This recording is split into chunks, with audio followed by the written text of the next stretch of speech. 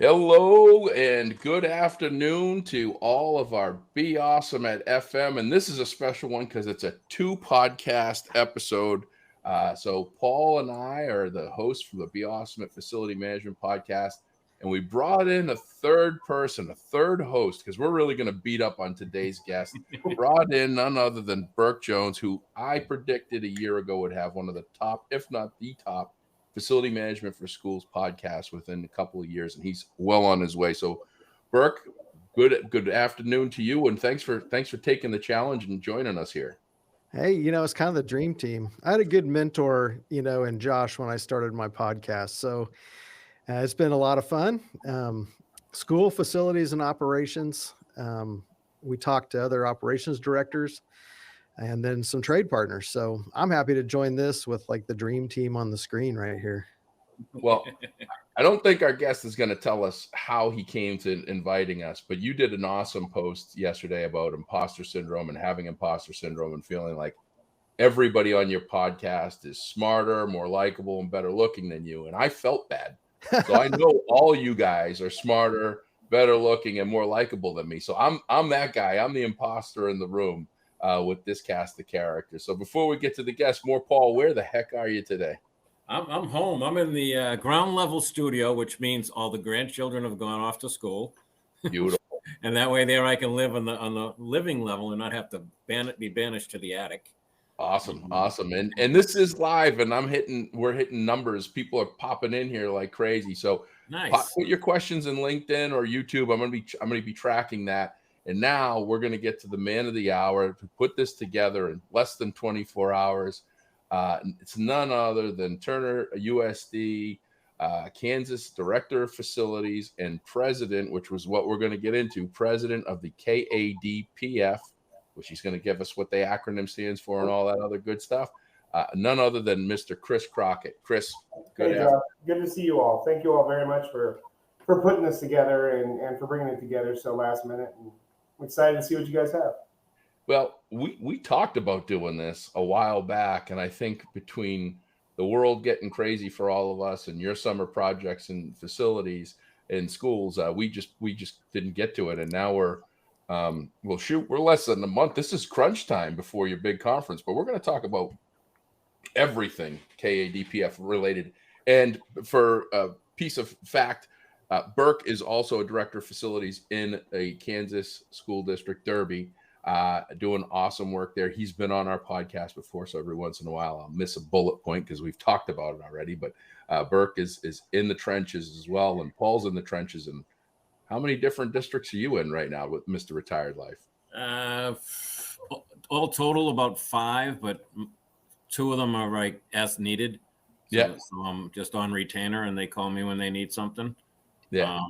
And then a couple of mentoring gigs, which are kind of cool. I enjoy working with the younger facilities people because we seem to be struggling to get younger folks in to do our jobs. And then my 2 regulars in 2 towns of Boxford and Topsfield, 2 great historic towns in Massachusetts, on the north side of Massachusetts.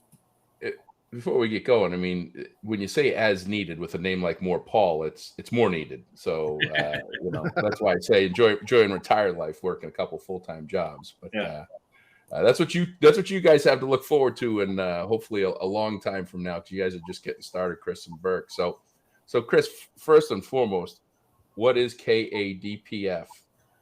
KADPF is the Kansas Association of Plant Facility Directors. So it is folks in K-12 education, it's folks in higher education, on the operational side of the facilities. So it could be anywhere from custodial supervisors, maintenance supervisors, and they don't even have to be supervisors. We have some people, I'm taking a team of about 10 probably, that's what I usually take. And it's everybody from, departmental supervisors to people in the trenches, just as a day-to-day custodian. So it's just a very diversified group of operational support for education. Right on. And how long has it been around? Since the mid-50s. So it was established back in the mid-50s by a group that they used to rotate around the state and I believe it was Salina, Wichita, and Topeka, that they would rotate their conference around so that people could not have to travel as far. For the past, gosh, I want to say 8 years, we've been locked into Topeka because it's really the only venue that can host what we do. There is a venue down in Wichita that we've started looking at to see if we can rotate it down there once in a while. But we've visited places out in Salina, Manhattan, and even further west, and there just isn't a hotel convention center that can accommodate the size that we've grown to be. What is the size? How many people? So we've got about 60 plus, around 62 vendors at the trade show, which is a pretty good sized trade show. And then our membership is usually around 100, typically about 50 different school districts involved, school districts and higher education. We've got Butler Community College, Hutchinson Community College, Washburn University. So different levels, but all revolving around education. Wow, that's great. It's a great conference. So I started this job in 2019. Did not go that year. Trying to remember when I went. It was the first one after COVID. So 21 probably. 22, I think. Okay. So went to 22. Missed last year because I had another commitment and I hated to miss it. But I was just really impressed with the diversity of the types of jobs people were doing that were in attendance. Just lots of good information shared there. I apologize, Burke. It would have been 21 because this is 23. 22 would have been last year, and you did miss that one. Yeah. So it was 21. We were still kind of wearing masks, I think, at that point. Right. It's a blur. Yeah. A good blur. It's all behind us. Right. Absolutely. Yeah. And Kansas is kind of an interesting state, and Burke and Chris, correct me if I'm wrong, and Paul's going to probably make fun of my numbers and where I come from, but Kansas, I believe, is like 300 and just under 350 classified school districts, and it's like 500,000 students, give or take. I think it's 283 school districts.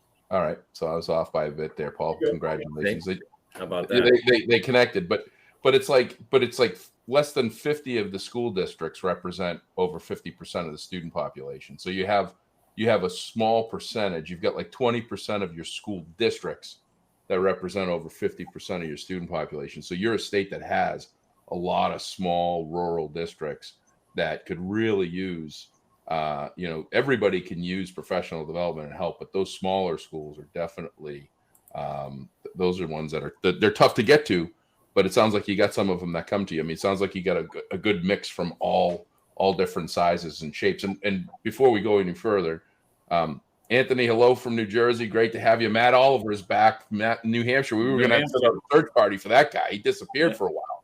Yeah. He was like the #1 fan status for a bit. So welcome, guys. Hope back to school went smooth for you, Matt. But Chris and Burke, what's the layout of your school districts? School student size. Paul and I've been fortunate enough to visit you, Chris, but for the listeners, what's your school districts look like? So we have, I'm in Derby, Kansas, which is basically a suburb of Wichita. What's unique about Derby is even though it touches Wichita, it feels like its own small town. Like we'll have 4,000 people at a football game, people tailgate before the games. I mean, it feels like its own town. So we have 9 elementaries, 2 middle schools, and 1 big high school of a couple thousand kids, just at the high school. So that's where we're at. We have about 4,200 students district wide. We're outer skirts of Kansas City Metro. We've got 8 school buildings, 4 elementaries, an alternative high school, middle school, a 6th grade academy, and then our high school has just over 1,000 kids. Paul, the floor at that high school, Paul, we still talk about it. You were 100% right. That wax that we switched to this summer blew it away even more. They're beautiful. We couldn't believe the time that the amount of time that you guys were able to go without having. I mean, that floor looked like it was just done. Your custodial and maintenance staff in the high school and all the schools that we went to, but the high school especially, that school shined. I mean, your curb appeal on that was wonderful. It's a top-notch team. It really is. And to go on the flip side, to have an old building that has that doubles as a haunted house occasionally, that boiler, Paul. We didn't show a picture of that boiler, but that was decorated and scary as all get up. That was my favorite, down in the dungeon. That's right. You get in the bowels, it's a different story. Yeah. So can I touch real quick on something you said, Josh? Yeah, open up to whatever you want. So we have probably well over 100 school districts in Kansas where the superintendent wears all the hats. They may drive a bus in the morning and they may be mopping the floor at night. They're doing everything. They're working their tail off.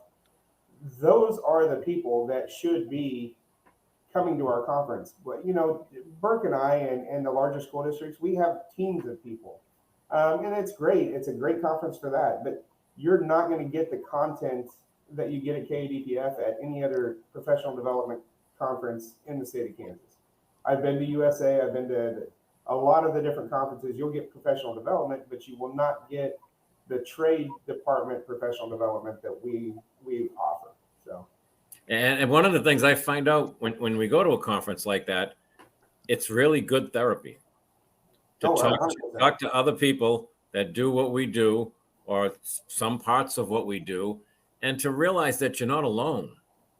And there's so many out there, and why live in that bubble and try to figure it all out yourself when someone else has built that wheel already. So let's network and get out there and share specs and share past best practices and things like that and things that worked and things that didn't. I mean, I think any conference like that is invaluable for anyone. 100%. Yeah, I know when I came home last time, I was like on a high, like here's all these other people that are doing exactly what I'm doing. I was brand new, coming from the private sector. And it was just really great to be in rooms full of people, of guys doing what I do. Yep. And let's step back about the association. You're a successful association doing amazing things, and you're all volunteers. Like there's nobody that their day job is KADPF. So Right. for what you're building and what you're expanding and growing on since the 50s is nothing short of extraordinary. Because you go across the river over to Missouri for Charlie Branham, which you're going to be there next month or later this month with us. They got an executive director. They've got one or two other people part-time helping out. And that's their job. So you're doing this all voluntarily. And when you talk about the superintendents and assistant superintendents, that's something that's hard for people outside of the Midwest to wrap their head around, Paul, right? I mean, we just got exposed to it last month when we were in Missouri. And that's something when you go to Missouri, Chris, you talk to Charlie more about how he embraces and gets people, because we were in, I think it was California, Paul, that the assistant soup said he was coming to the MSPMA conference. Like it was on his list, and it was set in stone that he was going to be there. But 100%, those assistant soups and superintendents, they're helping this. They're either the superintendent working on curriculum first and foremost, right? Kids education. Right. And then you add facilities, and it's not just facilities. Many of them are doing IT. Many of them are doing transportation. Many of them are doing food services. Some of them are driving the buses right now because of bus shortages. So even just to get away for 2 days and do what like Burke says is like, wow, I'm not the only one that's in this boat. I'm not on an island. There's lots of other islands like mine, and I get to compare notes. Just that peer-to-peer networking opportunity to just feel like you're not, to get that feeling out of you that you're not alone is and in this day of cell phones, as I hold up my cell phone, and computers and email and text, they can all live without us for a couple of days. They can contact us. They might, we might be sitting in a class and learning, but 45 minutes later, we can return that phone call and we can get back to people. And if it's really flooding or burning, they'll get a hold of us. And the value that 2 days brings to you personally and your district is you can't measure it. Just the interaction between like-minded people, let alone the new technologies you learn about, or the new strategies you learn about, or whatever it is. Bringing that back to your district is invaluable. I mean, you can't put a price on it. Yeah. 2 days. Yep. Yeah.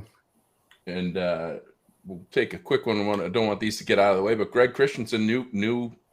I think he's a new listener of our podcast. I think he's a follower of yours, Burke, because he was on the LinkedIn post. I think got this all started. But he says hello, Greg, and Mr. Bobby Chavez from Assabet. He's on here too. Hello, Bobby. Got to talk to Bobby for a few minutes this morning, so glad to see you made the podcast, my friend. Throw some questions at us, but feel free to ask questions about anything. I don't talk politics, pizza, or religion. These guys might talk about that stuff, but we love to talk facilities and love to talk about the KADPF conference. I want to know, Chris, what drives you to do this? Like we said, it's volunteer. You have a full-time job. So I feel completely indebted to the organization because it is the reason I am where I am. I started in facilities back in 2009 at the University of Kansas on the housing side as a general repair technician. A position, I was living in Topeka at the time, commuting to Lawrence, which isn't that far of a drive, but in 2009, gas was like $5 a gallon. And the position opened up at a school district in Topeka that I actually went to, Auburn Washburn, went K through 12 there. A position opened up as a plumber. And so I went to my boss at KU and said, hey, I'm going to put in for this, just the gas savings alone is a $400 a month increase. What do you think? And he's like, oh, well, you know what? I know the director there through KADPF. I'll reach out to him and give you a good word. I said, I appreciate that. And ultimately, I landed the job, worked my way up through Auburn Washburn. And then Turner School District reached out to KADPF to ask if they could post this position on the job postings on the website. And at the time, I was the media coordinator for KADPF. I got involved with KADPF because it was the reason that I got to Auburn Washburn, and I thought it was a great organization. So we posted the job opening. I applied for it, and here I am. So KADPF is literally the reason I've grown throughout my industry, and I owe KADPF tremendously. So I'll do everything I can. That's that. That's good. And I got to tell you, Chris, only because I've gotten to get to know you over the last year, your leadership and your loyalty to your team is nothing short of amazing. And so the fact that all started with a KADPF reach out, and I mean, if you go to Chris's shop, which we were very fortunate. They knew we were coming ahead of time, but I don't think it was just because we were coming. They had a team barbecue luncheon, had great discussions, great camaraderie with the team. You're doing a great service and great work, and that I'm sure that trickles to your KADPF commitment, especially where it's volunteer. You're volunteering your time, so that's pretty important. So it looks like we got questions. For some reason, some of the stuff's coming in private. But first, Aubrey Kirkpatrick, hope you hear this before you leave. We got Canada in the house, Paul. I must have heard about more Paul being on here. How about that? Yeah. Yeah, Aubrey Kirkpatrick. Man, he showcased. If you're not following Aubrey Kirkpatrick in Moncton, New Brunswick, he is a rock star, and his team are amazing. And he does a phenomenal job of showcasing and talking about his operations team as often as he can. He showed a bunch of pictures of their buildings being reopened. So, and we've got a question. I'm just able to pull it up. It's Greg Christensen, and his question is, hi guys, what do each of you think is the best way to solve the skilled trades gap, lack of people in the space? That's I think that's a question. I think that's a question we talk about pretty often, and the crystal ball is getting spun again. So we'll let the guest with the most, and then the hosts with the most go. So Chris, why don't you give your best shot at that? How do we fill the gap? Is that the question? Yeah. How do you best way to solve the skilled trades gap? Oh, skilled trades. Yeah. I haven't got to that gap yet. I'm still very blessed with everybody that I was here when I came on board. But I am getting ready to go into those challenges. I have filled one position since I got here, and it was with an HVAC person. And the way that we approached it was we posted it down at the local trade shop. And then my guys are down there all the time getting parts, and they bumped into somebody that wasn't super happy where they were. And we got very blessed that they came on board, and they've done a great job. But it is scary. As I mentioned, in 2010, I was a plumber. and plumbers nowadays, it's not easy to come by. So I don't have the crystal ball on that one. I don't know the answer. Mm-hmm. Yeah, I know I've only had to hire one since I started, and it was an HVAC guy. We picked up a young guy that had been doing some residential and light commercial for a couple of years. And in 1 month, he moved cities, got a new job, and had a baby. Wow. So, Oh, wow. That's some life changes. but he's worked out great. I mean, I think he was looking for a change and more of like a little bit more controllable work hours. And I mean, I think we offer some unique things at schools that you can't get if you're out running service calls, with a private company. Yeah. So I think that's kind of what we sold to him. The other thing we've done is we have a lot of high school kids that are interested in the trades. And we worked with our insurance carrier, and they can actually be covered under our policy now. I don't know that we actually changed anything. I think we just asked the question, and they're like, yeah, if they're shadowing your guys, then they're covered under your policy, which is a good thing to know. So working with the assistant superintendent of curriculum, we're actually going to start offering that out to some people at our high school level that, hey, come shadow our plumber for a day, come shadow the HVAC guys, run some calls with them, see what's going on. And I'll report back on how that goes as we get there, but I'm excited about that. And our guys are excited about it. They think it'd just be awesome to have, high school kid in tow for a day and showing them what the job's all about. Yeah, I think that's great. That question it wasn't a plant, kind of fell in my lap here, because for those that are going to Missouri in a few weeks, one of the subjects that I'm taking on and speaking on is, we titled it "Working with the Entitled," or are we? Yeah. So Ken Wirtz and I, we've been traveling around and talking and trying to fill this gap of employment that we have since COVID, really. And all we heard was these kids these days, they don't want to work. These millennials, that they're no good, they're lazy. These Gen X's, they've gone back to live with their parents and they don't want to. But you know what? Unemployment's at 3.8. Mm-hmm. Right. It's the lowest it's been. So that ain't it. They might not want to do our jobs or the custodial jobs, but the younger generation wants to work. Let's get that out there. So then how do we, transfer them into the trades and what we do? I know in one of the communities, I hired for facilities manager in 3 communities and working as a consultant.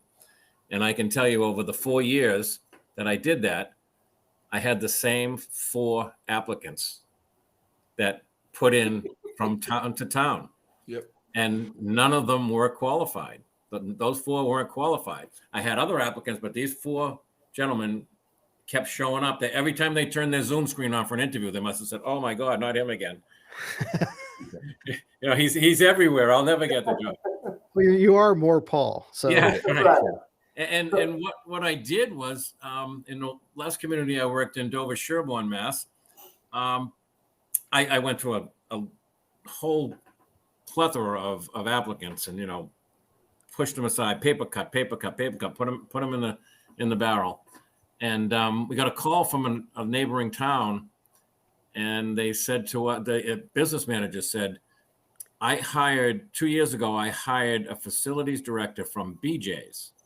Now, BJ's is a large box store that we have here. I'm not sure if they've made it out that way, but it's a big retail box store. Yeah. And Costco and Sam's and those type of places. And this finance director from the school said, this guy transitioned from the box store facilities director to the school's facility director without a problem. Yeah.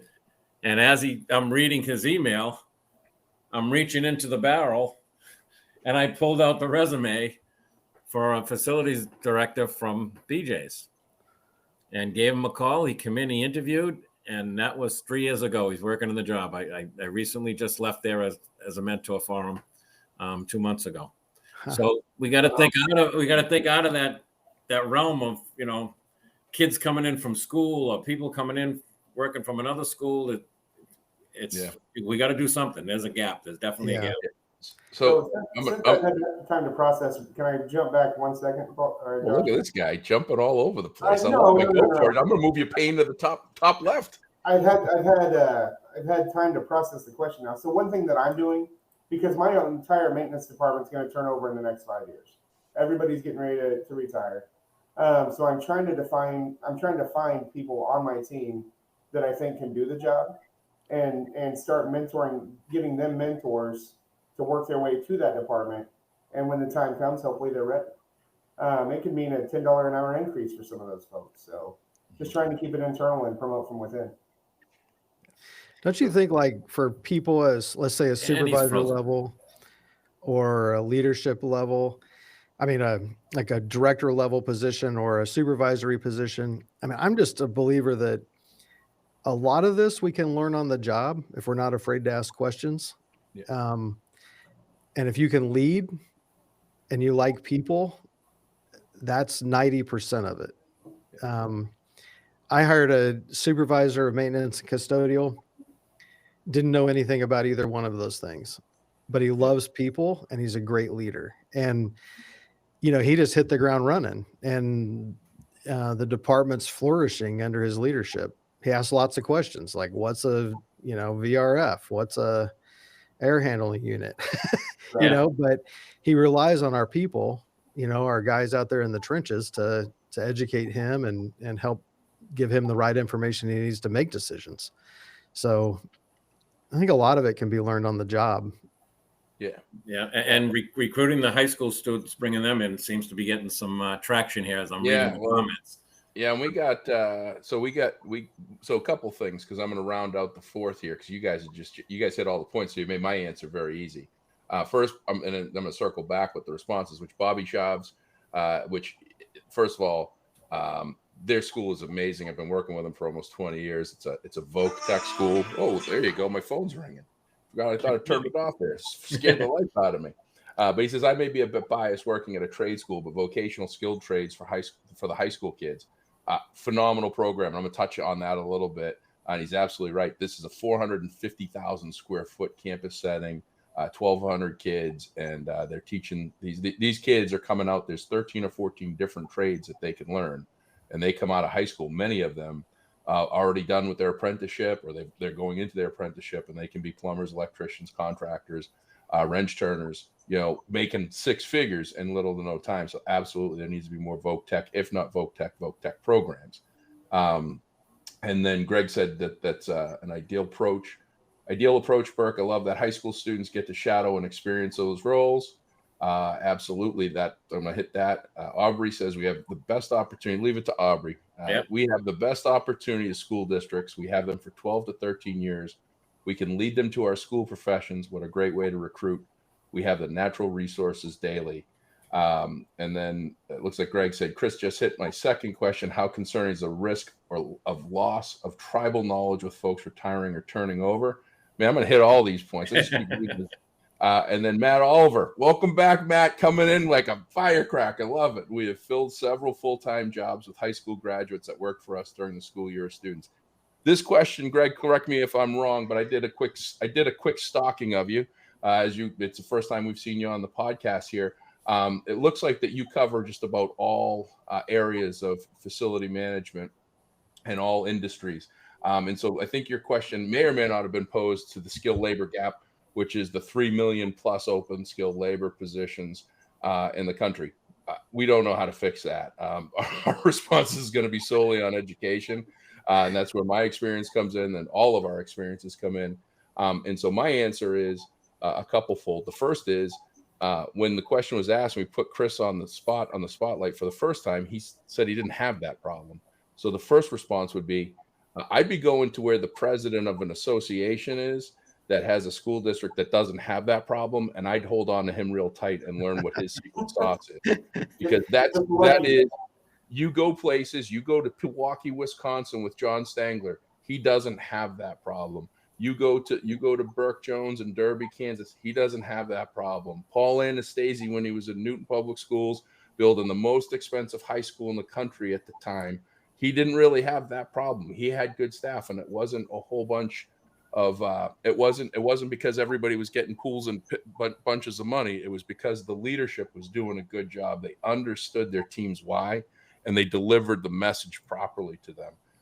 As far as programs, we need to flip the script, and I have this conversation because I'm a millennial, proud to say it.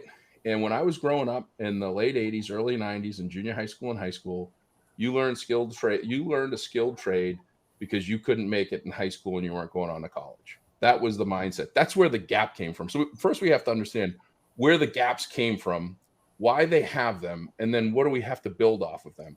And one of the things in education is we've got 50% of our facility professionals in all aspects of the role are retiring in the next 5 to 7 years. That's 50%. They're retiring. They don't need to be retired. And that's the first thing that I tell people to look at. I have a company, K-12 Pros, full disclosure. I'm always transparent about everything and where I profit from. Paul's an employee of mine. He's a contractor. He goes out. He works in some of these districts. I look forward to closing K-12 Pros. But K-12 Pro's entire idea is to bring retired facility professionals back into the workforce on their terms because there's such a gap and such a need. So I think one of the things we need to do is we need to tell people that age is just a number. Dave Pettit, I used as an example last week in Missouri. He could have retired 8 years ago. Burke, I think you probably could have retired. I mean, you were close to retirement. You were in the private sector and you came in public sector. People go, what are you thinking? Right? But, people don't need to retire because of a number as long as they're still doing good work. And we need to tell people that. I think that the system does have some issues with regards to schools with, there comes a time with pensions and everything else where it's almost counterproductive to stay employed because you've been there long enough. You can get your full pension. You got all this stuff. But I think we need to figure out we need to look at all the places where things are broken. I think where we're trying to find skilled labor positions, we can't post it in Indeed. Like every school I talk to, I say, what are you doing to find skilled team members or facility professionals? Well, we put in Indeed, we do this, we do that. No, you got to go to your community. You got to go to your local church. Your local church almost guaranteed has a part-time custodial and facility person. They might want another job. They might want more work. Maybe they want to come out of retirement. So we need to be looking in the different places, and we can't, as Paul was kind of saying, we can't stereotype. If we look at every generation is the worst generation, right? The next generation. Right. And those headlines were the same year after year. And I told you, Josh, one of the best employees I ever hired, he's still working there. This was 12 years later, was my Uber driver driving me to Fenway Park to a Red Sox game. Yep.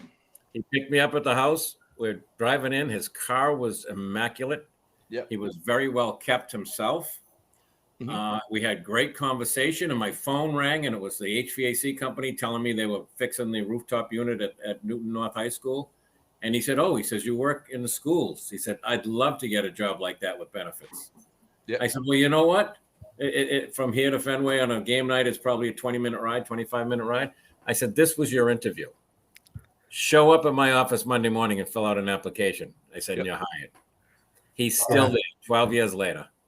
Oh, that's awesome. Works his tail off. The younger folks that are coming into the position, many of them don't understand that. And I think that's one of the reasons why, Paul, you were so successful in your role, was you sat down with your team and you told them what public sector employment looked like from a pension standpoint for retirement, the long game, right? This isn't a short game that you're playing. I tell you all the time, given the opportunity all over again, I'm almost 50 years old. I should have probably had someone like Paul sit down with me and go, hey, listen, you put an honest 30 in, you work hard, you'll make an honest living, you'll make a difference in your community. You're going to have thousands, if not tens of thousands of kids that you have the opportunity to impact and make a difference in their life by the work that you do. Like how many occupations is there actually a result that you can actually see that you can't put a value on? Like how powerful and what kind of a result is it to see little Johnny and Sally that came to you in kindergarten 12 years, 13 years later, going up on stage and getting a diploma and being a fully grown active, participating, positive person in the community. Yeah. You Right. touch that. You touch that. Best day in the school year right there is graduation day. Best The day. two best days. The kindergarten kids coming in Yeah. and seeing them, and 12 years later seeing them graduate. Yeah. Every employee should be in that graduation every year, because that's why you do it. That's what the result is. And we need to start getting away from a public sector side, focusing on money. And these things that we're talking about, getting back to Chris's original subject, is it happens at those conferences, at those meetings, at the monthly meetings, at the yearly conferences, where we all get together and say, how do we fill this gap? You might not have it in one side of Kentucky when you have it at the other. But we all need to be together on it. And I just gave Chris a class for next year, which is, why do my people stay? There you go. And that's, we don't talk about that. We talk about why our people leave, or why we think our people leave, but we never talk about why our people stay. Why are people loyal to us? Why do people stick around? Why do they have the passion? Part of it is, Chris, and I've been to thousands of schools. So if I'm lying on this or I'm missing it, but I'm pretty sure in your shop, you've got your mission, vision, and values, or the mission of the facilities department, right? It's a big board. Absolutely. I'm pretty sure I took a picture. Yeah. My brain is in a mysterious place, Paul. I was concentrating on the barbecue. Sorry. I love the barbecue too, but I was just blown away because it had it there, and they have this big screen that they can put whatever they want on, but they let their team know every day by that board what their mission is, why they're there. And it's not to give kids a great education. It's to give kids a great environment, to be kids, to grow into adults, to feel safe, wanted, and loved. And that comes with healthy buildings. Yeah. That's what you guys do. And if you ask my people, they 100% understand that. Like, it's very fun to talk to them about that side of the job and how they see a direct connection between what they do every day and our kids learning and having fun. Yeah. So, and it always amazes people when they come and talk to our custodians or talk to our maintenance guys, like other people in the district, and they're just amazed that, all of my people see the impact and what it does to students when their building's comfortable, clean, and safe. Yeah. And it's just the coolest part of the job, I think. Yeah, no. And again, that being able to share that, I think that there's more of that. Paul and I have been talking the last 2 weeks. I've been in this industry for 27 years. I know it doesn't look like it, but I've been working with schools for 27 years. In professional development, I've provided speaking for over 15 years. And this last 2 months specifically, I have never seen more operations departments that want me to help them and their staff with customer service. Outside of pushing brooms and turning wrenches, they want their people to be better at being people, right? And even I always laugh. I always say your third shift custodians, when they get hired, they don't take the job because they're people. Brooms and auto scrubbers don't talk back in the middle of the night. The halls are empty. But you get one of those third shift custodians in a school specifically that leaves at 8 or 8:30 in the morning when the kids are coming in after being there a couple of years. They'll tell you their greatest gift that they've received is a kid saying thank you as they're going home, as that custodian's going home to go to sleep. That's that thank you. You can't put a price on, and sharing that mission and what's important. We've gone way off the rails, and I love it, and I'm glad. and this is okay, because we want more questions and more other stuff. But Chris, I got a couple of key questions for you. If you had a crystal ball right now, where would you envision, or where would you like to see KADPF? We're going to have Chris back in 3 years. Where are you? Where's the organization? What would you love to see happen or expand? Awesome. After next year, I won't be on the board anymore, but I can easily see the organization doubling in the next couple of years. We had to turn too many vendors away this year because we ran out of trade show space. So we need to find a bigger venue. And there's spaces at the hotel we can do that, at the convention center.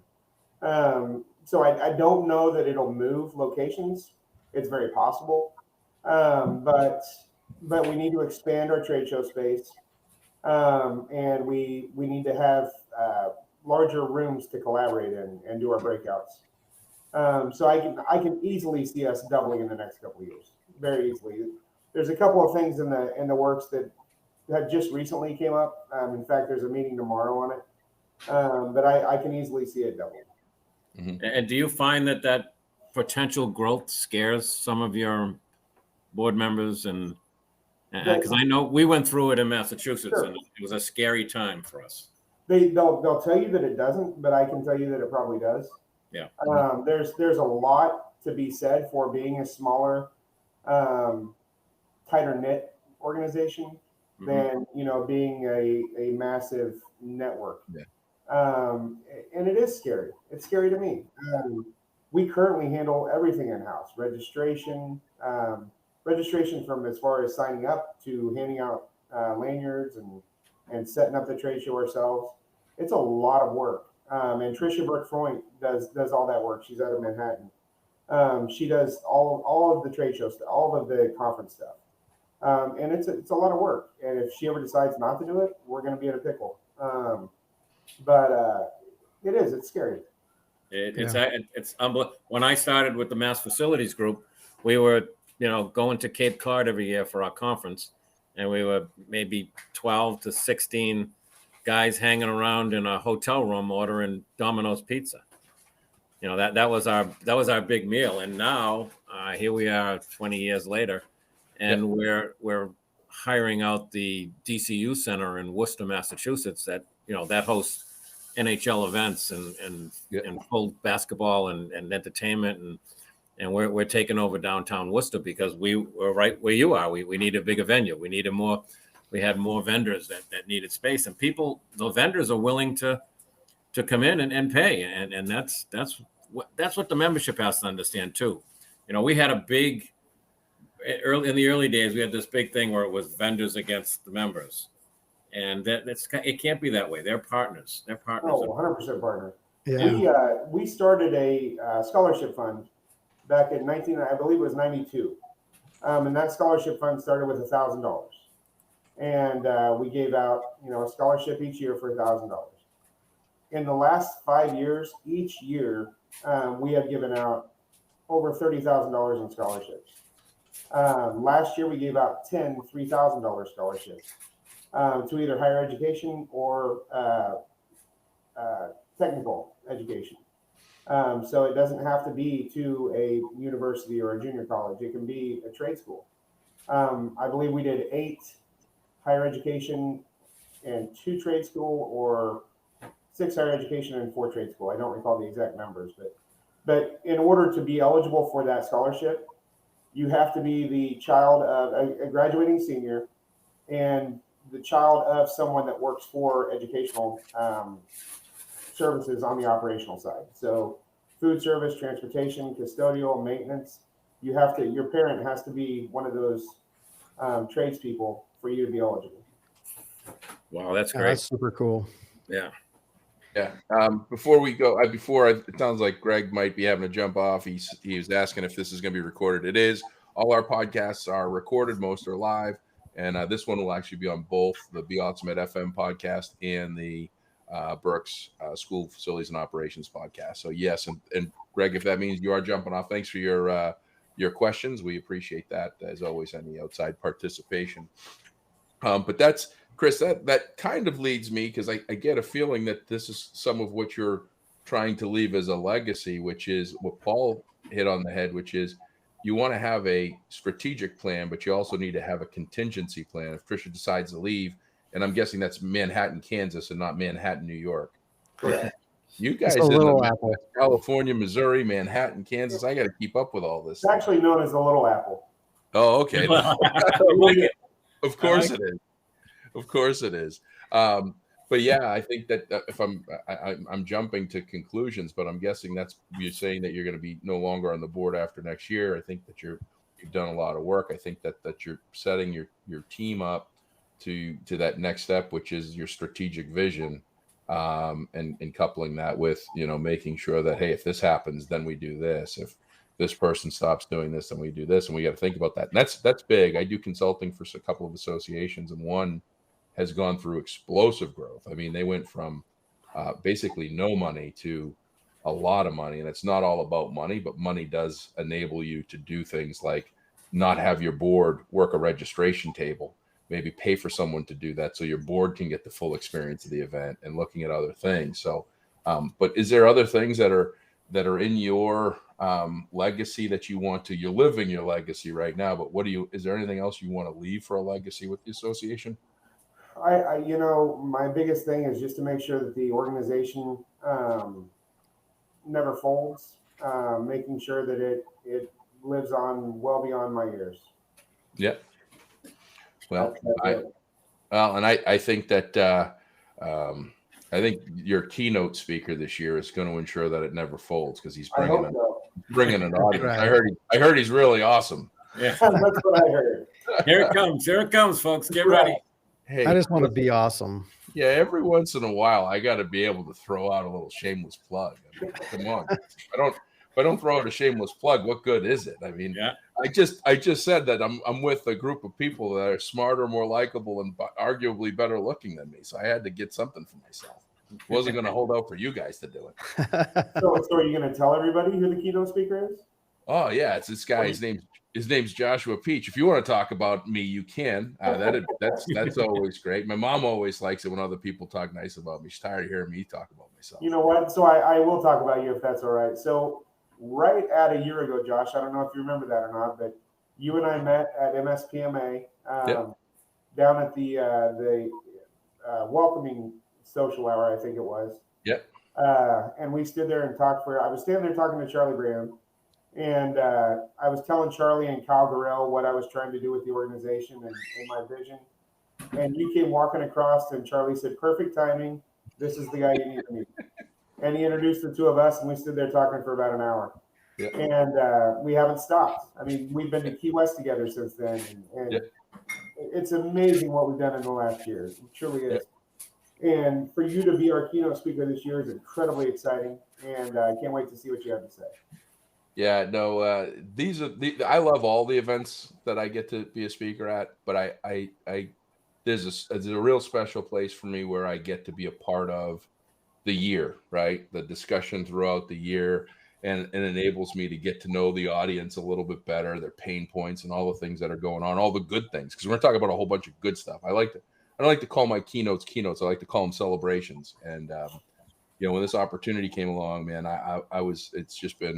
it has been great. I think it's going to be a phenomenal event. I'm just have such an amazing honor to be that speaker for you guys to make sure that your teams and your members know to live their legacy, which is important. You can't leave a legacy if you don't live one. And we're gonna have a lot of fun. And more Paul isn't coming. Sadly, more Paul is staying home for this one. So we've recruited in Fast Eddie Senadella, and wait till you go. Fast Eddie. He's coming in hot and heavy. So he was actually my recruit to be president of the mass organization, as I was the outgoing president. Yeah, so he's not one of us.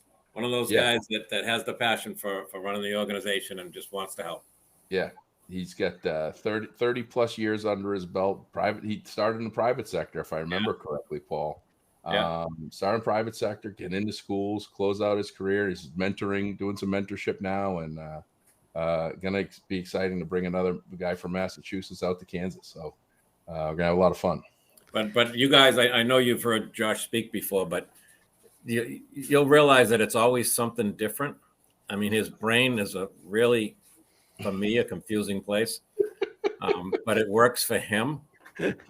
And to see him, he'll sit in a room. We'll get to some of these events an hour ahead of time. When we were in California and in Missouri, Missouri, and sat and watched the opening speakers and the superintendent and the little groups of tables, and then to take that in an instant and bring it into the other room and feed it into what he's speaking about.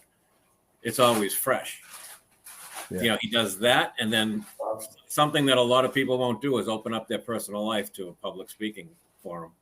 And people will hear about his grandmother, his children, his fiance, and all of their life's experiences living with his brain. My first colonoscopy. The first There you go. I couldn't wait for that one to be done so that you could add that to your repertoire. I talked to Chris about that yesterday. I had no shame in my game. I'm doing a podcast to remove the stigma about colonoscopies on my Be Awesome podcast tomorrow. So stand by. Well, now, you're really giving your age away now, Josh, if that was your first colonoscopy. 45, man. They changed it. So when I turned 45, they lowered the bar.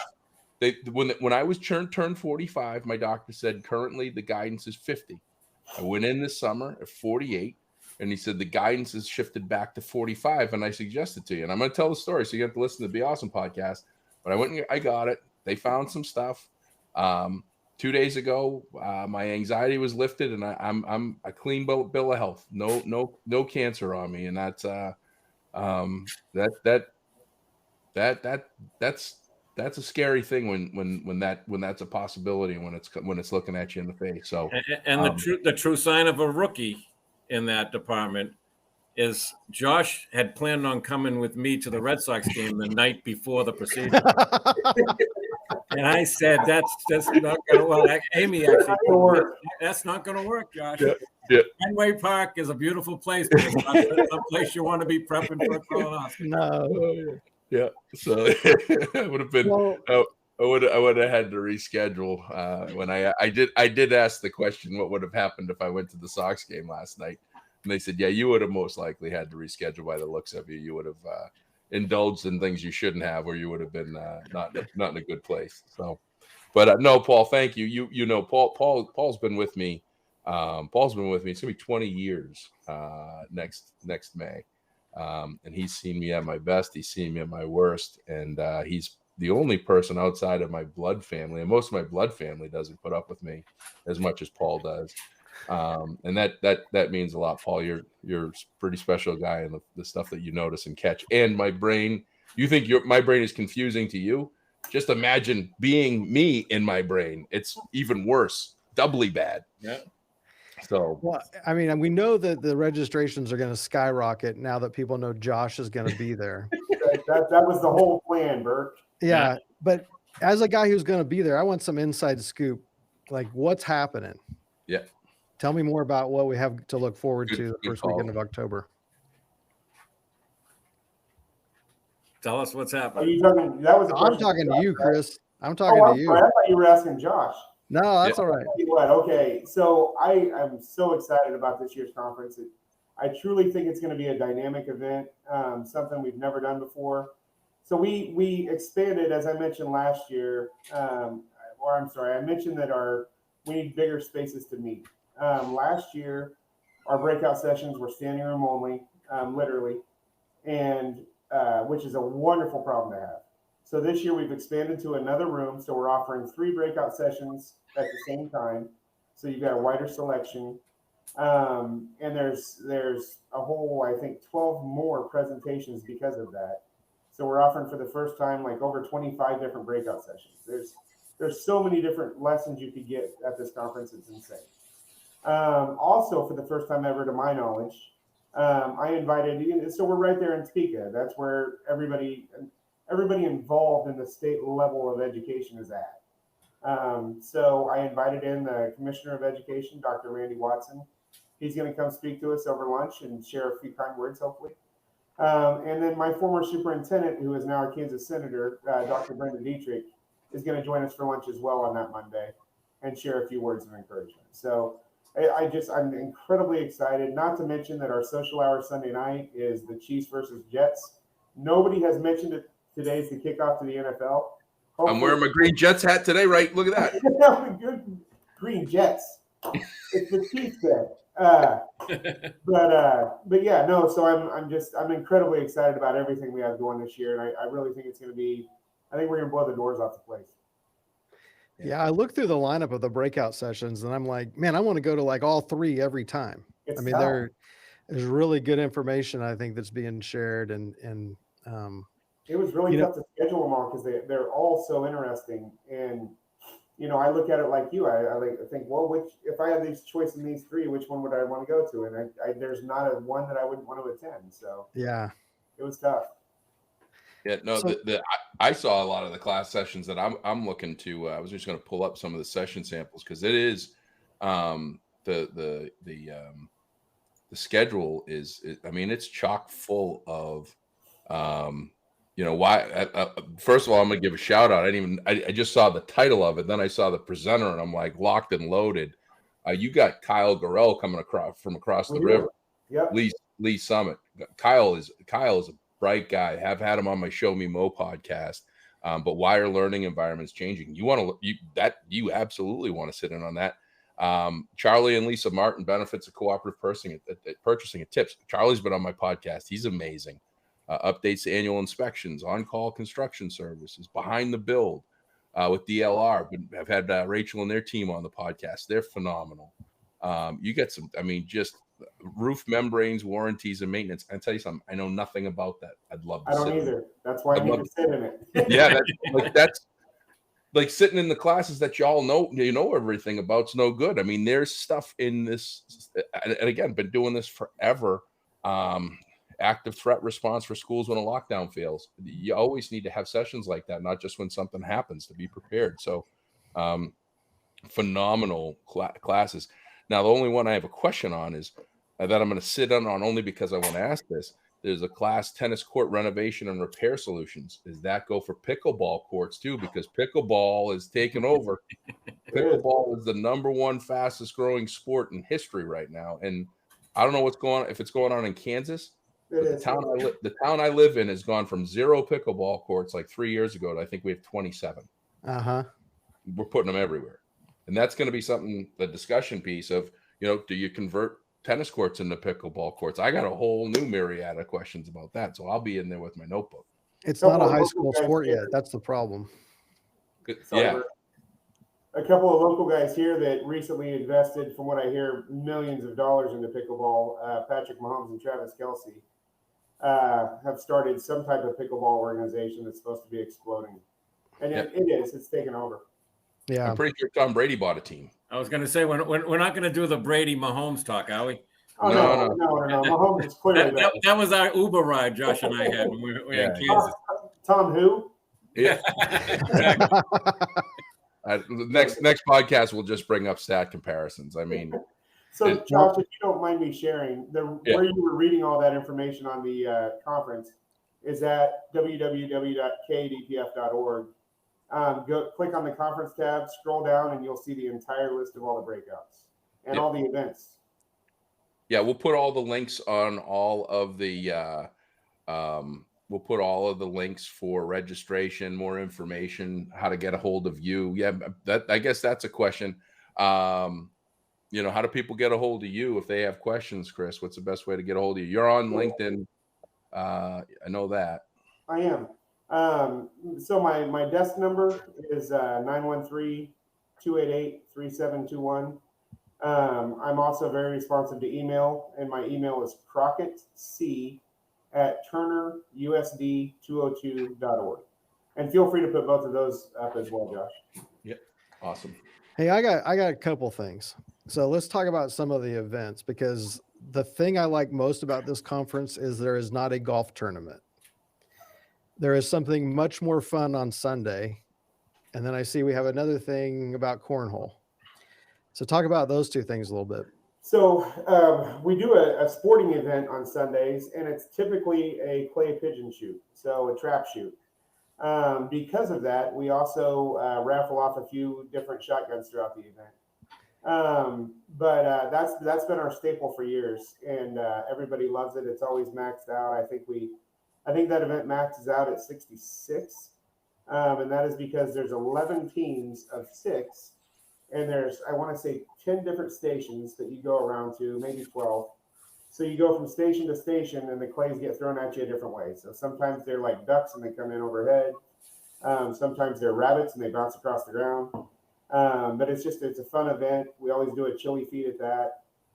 This year, we're doing a live demonstration from a company called Safe Haven. If you haven't seen that demonstration, it's phenomenal. You can't believe it until you see it. But it's their window film, and they do we'll shoot it with a couple of 9mm 45s and show you how well it defends against ballistics. And then the cornhole tournament is Monday afternoon. Between the trade show and the banquet dinner, we throw in a cornhole tournament, and that's a lot of fun. Everybody kind of closes down their booths and watches and cheers, and the bar's open. It's a good time. And just so you're aware, we're sending a ringer from Massachusetts. It ain't me. Shoot. Yeah. Fast Eddie's going to need to be on one of those teams, because if there's two guys that I got for these, it's Paul and Eddie. And when I called Fast Eddie for recruitment for this event, it was a Sunday, and he was just coming back from doing his skeet shooting, so he's well ready for this. And, sounds good. He can be on my team. Yeah. There you go. Grab him if you can. Yeah. So I guess my other question is, and this probably is like would work in any organization, but like if people want to get more involved, like with KADPF or any of their state organizations, like what's the best way to do that? Like, do you just raise your hand and man, you're sucked up like that, or make eye contact with somebody at the wrong time? How do you do it? So last year was the first time in many, many years that we didn't have to beg someone to join the board. Last year we had more people interested to join the board than we did positions open. So a few people weren't able to get in that hopefully get in this year. But the best thing to do, so we have our Sunday events, which are more social than anything. And then Monday is really the big day. Monday's the big breakout sessions in the morning with the fire marshal and all of that. And then the trade show, and then the banquet dinner with Mr. Peach delivering the keynote there about 6 o'clock that evening. And then Tuesday, we have more breakout sessions, and then we wrap up with our general business meeting. And the general business meeting is when you have the opportunity to join the board. And those conversations start, that Sunday and Monday, and if people are interested, by Tuesday afternoon, their name's on the ballot. And we hold a vote among the contingency there right at the business meeting, and that's when the board is decided for the next year. All right, very cool. I started out on the board as a general elect, so I didn't really have a position. I was just on the board. The following year, I rolled into the media coordinator spot and held that until last year. So I was and then I was voted in as the vice president elect 3 years ago, and that's a 4-year deal. So you become vice president elect, then vice president, then you have your presidency and past presidency, and then you're done. Yeah. So if everything goes right, after next year, I'll be a free man. But it is. It's been incredibly valuable to me personally and professionally. Yeah. Yeah. For me, I missed the meeting, and when they called me after the meeting, told me I was nominated. So that's how it started for me. And then I started in Mass. We went secretary 2 years, vice president 2 years, president 2 years, and then past president 2 years. And then from that, I didn't have enough, so I went on to the board. That's a challenge right now in a lot of associations. They have to go from 1 year serving in each of those roles to 2 years because they don't have enough people stepping up. And so that starts with the leaders figuring out how to get more people interested and excited to get involved. And I predict I do have a crystal ball. I got a crystal ball for Burke for his podcast, and I got a crystal ball for a KADPF. Chris probably is leaving his board position, but he's going to stay wildly involved with the organization, and he is going to see the double size and growth, and he's going to see active board members and people participate in the way they need to, because I met a lot of his board members virtually, and many of them are like Chris, and they all want the same result. And if you put a bunch of people together rowing a boat together, it's going to move the way that it needs to move. So that's my prediction is it's going to work out amazingly, and we get some more activity in the chat section. Some of the stuff is showing up private, so I'm trying to figure out who they are, but I see Matt Oliver said, we have been having that problem. Oh, this is an old question. We have a problem with keeping good people. And when we have a hard time filling the position, we seem to lose it in the budget. And in the suggestion that you've survived without that person, you don't need them when they need to put the money in other places.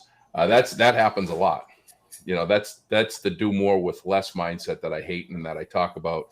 And I try to tell people doing their best with less, because if you get put in that position where you become short-staffed and you still get the work done, there's something called burnout that happens. But top level people just see that budget line item disappear and work still gets done. They just say, oh, the work's still getting done, but we don't think about this thing that's really big, which is mental health.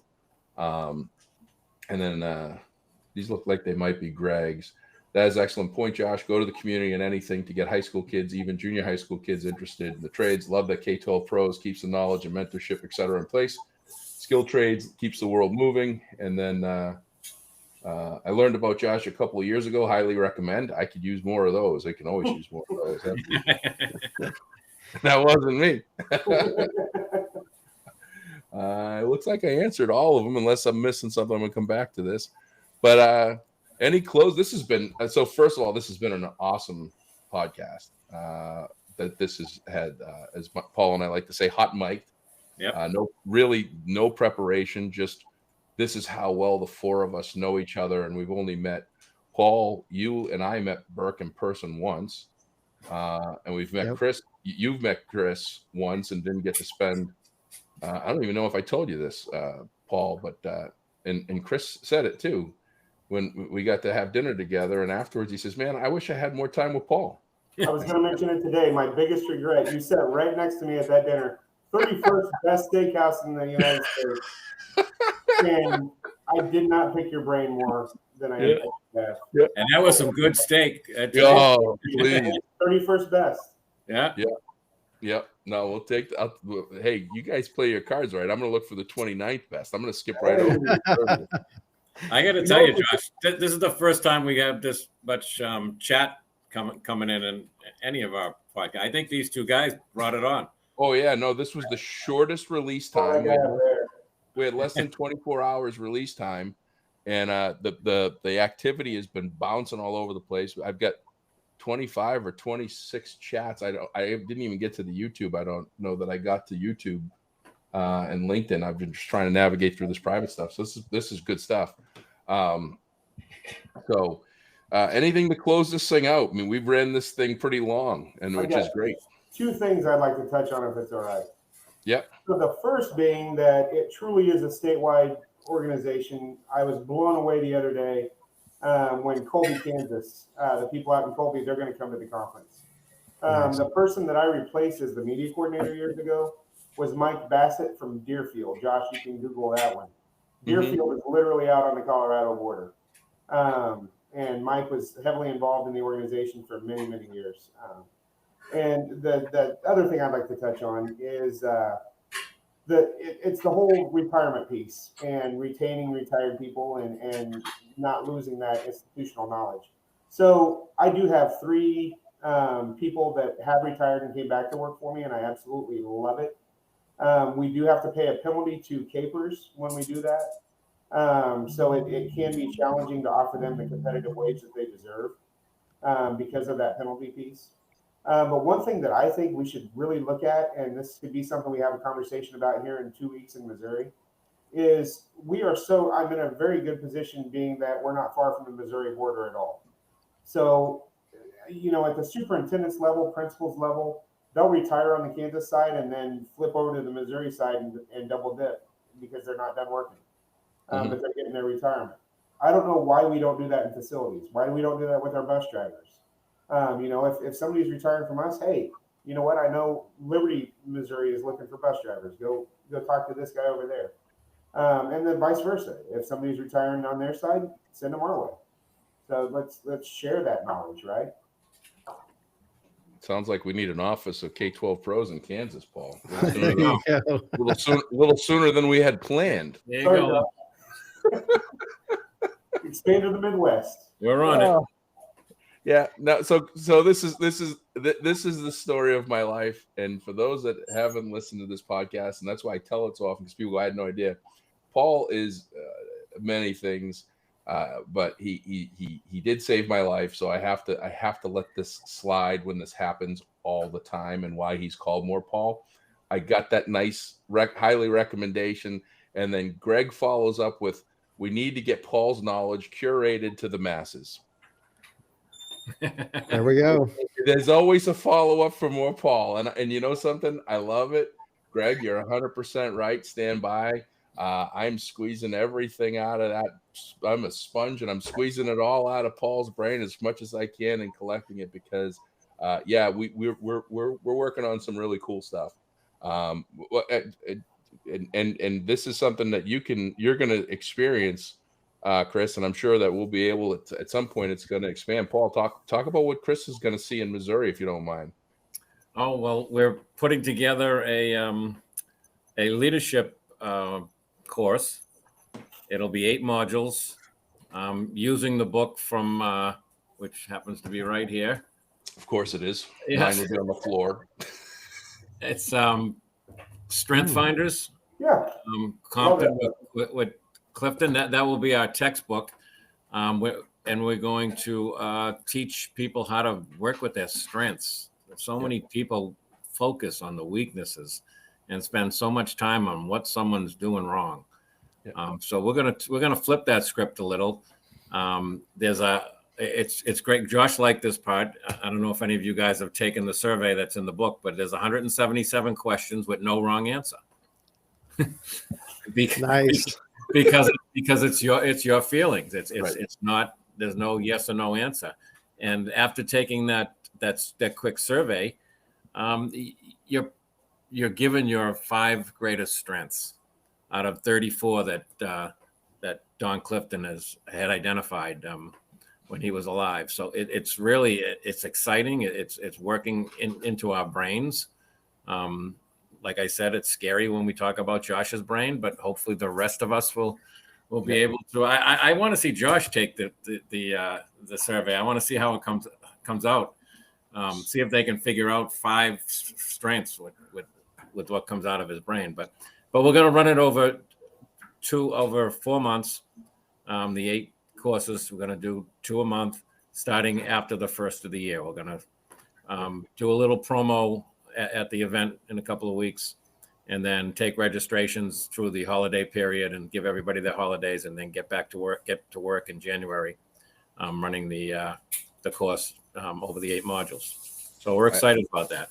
That's cool. Yeah, I was coming off of a massive high. I was in Western Pennsylvania, Pittsburgh area.